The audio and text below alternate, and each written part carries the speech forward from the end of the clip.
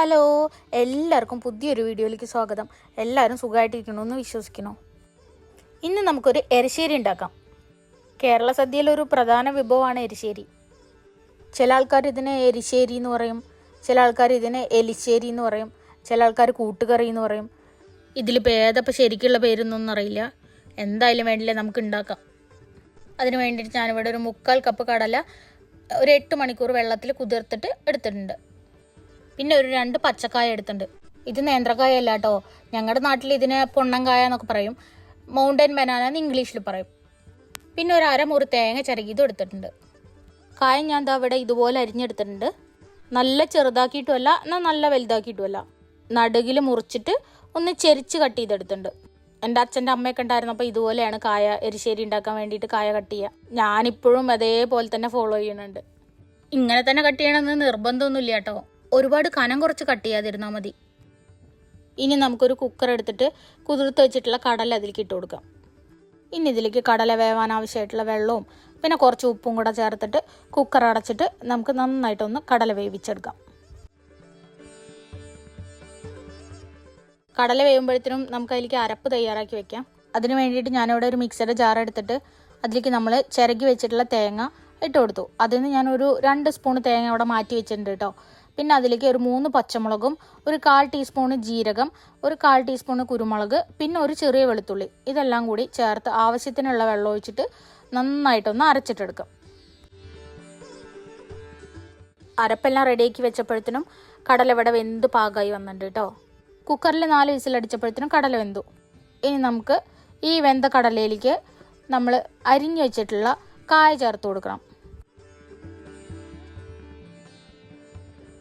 കായ ചേർത്തതിന് ശേഷം ഒരു 1/4 ടീസ്പൂൺ മഞ്ഞൾപ്പൊടി, ഒരു 1/2 ടീസ്പൂണ് മുളക് പൊടി, ഇത് രണ്ടും കൂടെ ചേർത്തിട്ട് നമുക്ക് നന്നായിട്ടൊന്ന് ഇളക്കി കൊടുക്കാം.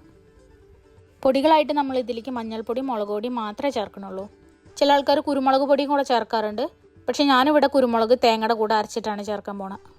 ഇനി നമുക്ക് ഈ കായ ഒന്ന് വേവിച്ചെടുക്കാം.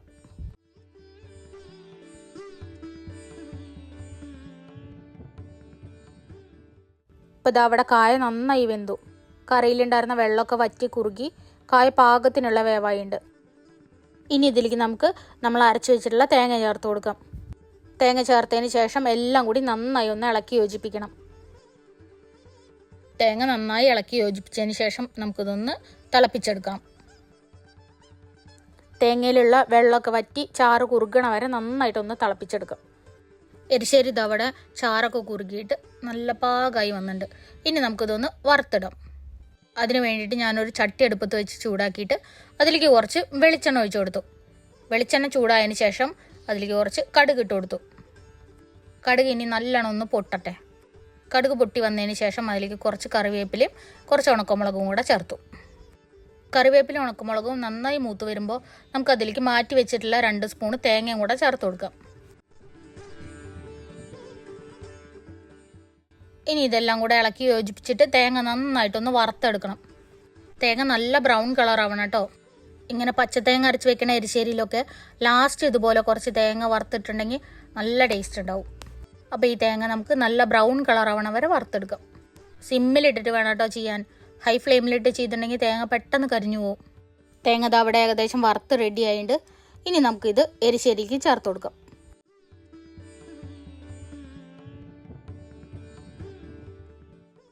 ഇനി നമുക്കിതെല്ലാം കൂടെ നന്നായിട്ടൊന്ന് മിക്സാക്കി കൊടുക്കണം. തേങ്ങ വറുത്ത് ചേർത്തതൊക്കെ എല്ലായിടത്തും ആവണ പോലെ നന്നായിട്ടൊന്ന് മിക്സാക്കി കൊടുക്കാം. ഇപ്പോൾ ഇതാ അടിപൊളി ടേസ്റ്റ് ആയിട്ടുള്ള എരിശ്ശേരി ഇവിടെ റെഡി ആയിട്ടുണ്ട്. നിങ്ങൾ ഇങ്ങനെ തന്നെയാണോ എരിശ്ശേരി ഉണ്ടാക്കുക എന്നുള്ളത് താഴെ കമൻറ്റ് ചെയ്യണേ. ഇങ്ങനെ ഉണ്ടാക്കാത്ത ആൾക്കാർ ഒരു പ്രാവശ്യമെങ്കിലും ഇതുപോലെ ഒന്ന് ഉണ്ടാക്കിയിട്ട് അഭിപ്രായം പറയണം കേട്ടോ. അപ്പോൾ ഇനി പുതിയൊരു വീഡിയോയിൽ വീണ്ടും കാണുന്നവരെ ബായ്.